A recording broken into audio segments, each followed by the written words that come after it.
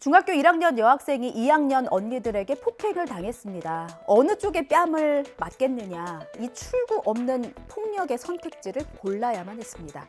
동급생에게는 무릎도 꿇었습니다. 노래방에서, 골목길에서, 집에서 이렇게 장소를 바꿔가면서 폭행했고 동영상도 찍었습니다. 자신들을 험담하거나 쳐다봤다는 게 이유였습니다. 수사에 착수한 경찰은 법에 따라 엄정하게 처리하기로 했습니다. 학생들이 속한 학교에서도 자체 조사를 벌여서 강원도 교육청에 보고할 방침입니다. 송세혁 기자가 취재했습니다. 지난 22일 오후 강원도에 있는 노래방. 1학년부터 3학년까지 여러 중학교 학생들이 모여 있습니다. 그런데 갑자기 한 2학년 여중생이 다른 학교 1학년 여중생 뺨을 고개가 돌아갈 정도로 때립니다. 겁에 질린 듯 피해 학생의 울음소리는 더 커집니다. 하지만 아랑곳하지 않고 다른 2학년 여중생이 조롱하면서 또 뺨을 3대나 때립니다. 피해 학생은 폭행에 가담한 같은 학교 동급생에게 오히려 무릎을 꿇고 사과도 했습니다. 이렇게 찍은 동영상은 주변 친구에게 보여주거나 유포한 것으로 전해졌습니다. 계약하고 학교 갔을 때 마주칠까봐 겁나고 또 동영상 보고 놀림받을까봐 좀 무서워요. 일부 가해 학생 부모들은 정확한 상황을 파악 중이라며 피해 학생에게 사과했다고 주장했습니다. 얼마나 손발을 떨리고 지금 잠도 못 자고 이거는 아이들이 할 행동들이 아니잖아요. 이 신생아가 겪은 상황도 이해하기 어렵습니다. 태어난 지 2달이 채 안 됐는데 두개골과 허벅지 뼈가 부러진 채로 병원에 실려왔습니다. 뇌출혈 증상까지 보였던 아이는 끝내 숨졌습니다. 아이의 이 상태, 학대가 아니라면 설명할 길이 없습니다. 손발 꿈틀대는 게 전부였을 생후 2개월이었으니까요. 아이를 진료한 병원의 신고로 경찰이 출동했고요. 경찰은 20대 친아버지에 대해서 구속영장을 신청했습니다. 물론 엄마도 학대에 가담한 정황이 있는지도 수사하고 있습니다. 윤태인 기자입니다. 인천 남동구에 있는 한 다세대 주택입니다. 이른 아침 이곳에서 생후 50여일 된 아들이 숨을 쉬지 않는다는 신고가 119에 접수됐습니다. 아이가 울고 있었어요. 의식이랑 다 있는 상태였기 때문에 CPR을 따로 안 한 겁니다. 당시 울고 있던 아이는 곧바로 병원으로 옮겨졌는데 아이 몸에서 수상한 흔적이 발견됐습니다.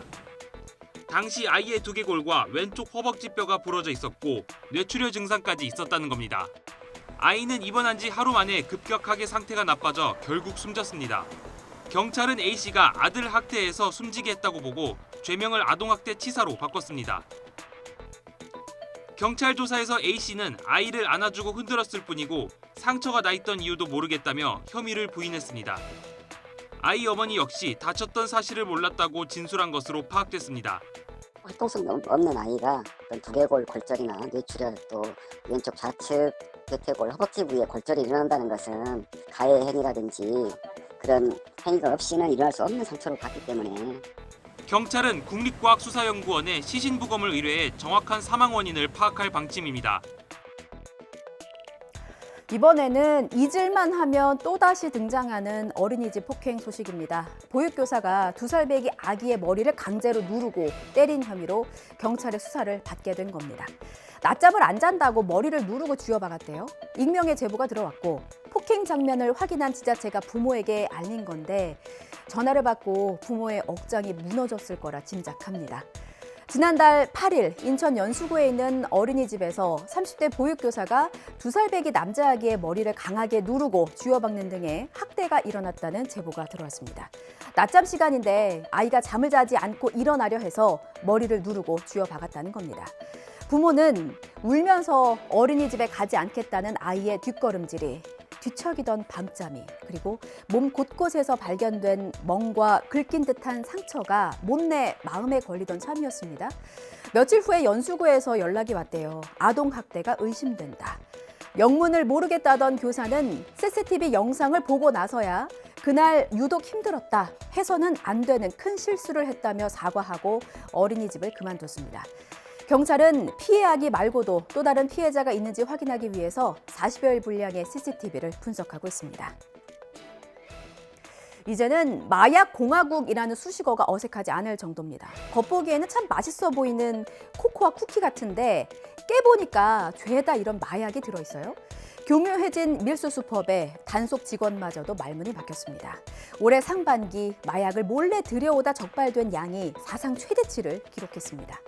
마약은 유통 경로도 참 은밀하잖아요. 코로나 때는 국제우편 같은 비대면 경로로 밀수했다면 이제는 다시 여행자 등을 통한 대면 밀수 방식으로 바뀌는 추세입니다. 이거 고전 수법인데도 잡기가 참 어렵습니다. 혹여나 해외로 여행 가셔서 은밀한 부탁을 받잖아요. 고민할 것도 없이 거절하셔야 합니다. 특히 대마 등의 마약류를 합법화한 나라도 있잖아요. 여행 중에 마약을 흡입하거나 투약하더라도 적발되면 무조건 처벌받습니다. 5분 즐기려다 인생 50년이 망가질 수도 있다는 말입니다. 양희력 기자의 보도입니다. 속을 칼로 찢었더니 손뭉치 속에 숨겨진 필로폰이 등장합니다. 코코아 덩어리를 송곳으로 깨뜨리자 코카인이 모습을 드러냅니다. 코코아 속에 저렇게 들어가 있네. 이렇게 해외에서 몰래 들여오려다 적발된 마약이 올해 상반기에만 329kg에 이릅니다. 무려 505만 명이 투약하거나 흡입할 수 있는 양입니다.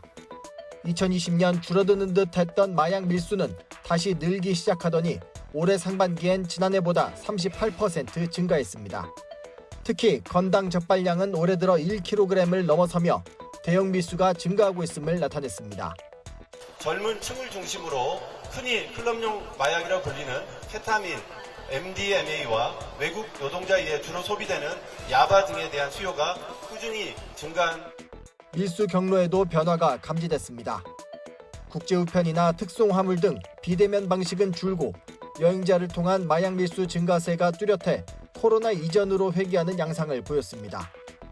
이런 분위기를 반영해 관세청은 여행객들에게 해외에서 마약류를 구매하거나 들여오지 말라고 당부했습니다.